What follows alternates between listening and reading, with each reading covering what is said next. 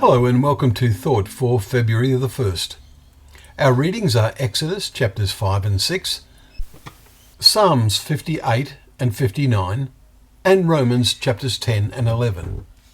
And our thought is, God has power to graft them in again.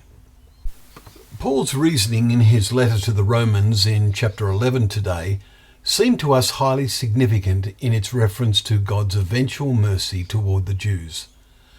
Paul explains that a principal effect of the Jews' failure to recognize their Messiah was that God's message went out to non-Jews, that is, the Gentiles.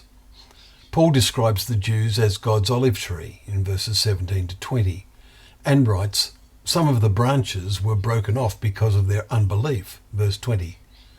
To replace them, branches were cut from a wild olive tree, verse 24, and grafted in. Then Paul makes the vital point, Gentile believers, the replacement branches, must stand fast through faith. So do not become proud, but stand in awe, for if God did not spare the natural branches, neither will he spare you. Verses 21 and 22. Will God graft the natural branches, the Jews, back in again?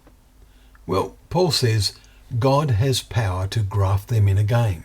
Verse 23. How could that happen?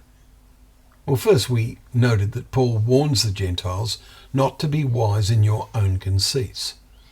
A partial hardening had come upon Israel until the fullness of the Gentiles has come in, we read in verse 25. We also noted in verses 30 to 31 as being very significant.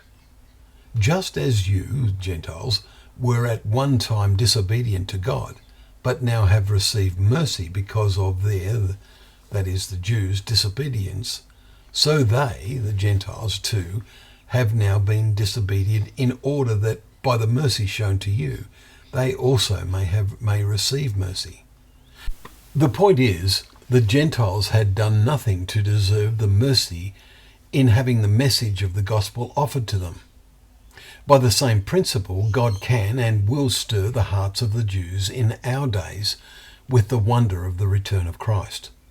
For God's words through Zechariah will be fulfilled, and I will pour out on the house of David and the inhabitants of Jerusalem a spirit of grace and pleas for mercy, so that when they look on me, on whom they have pierced, they shall mourn.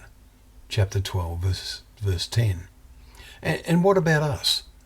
Well, we have the wonder of the Bible to stir our hearts, but so many are distracted by fleshly pursuits. What are we going to do in our lives to show that we are a living part of God's olive tree? Well, thank you once again for joining us for Thought for the Day, where together we can open up the pages of God's Word, knowing that Word to be a lamp to our feet and a light to our path.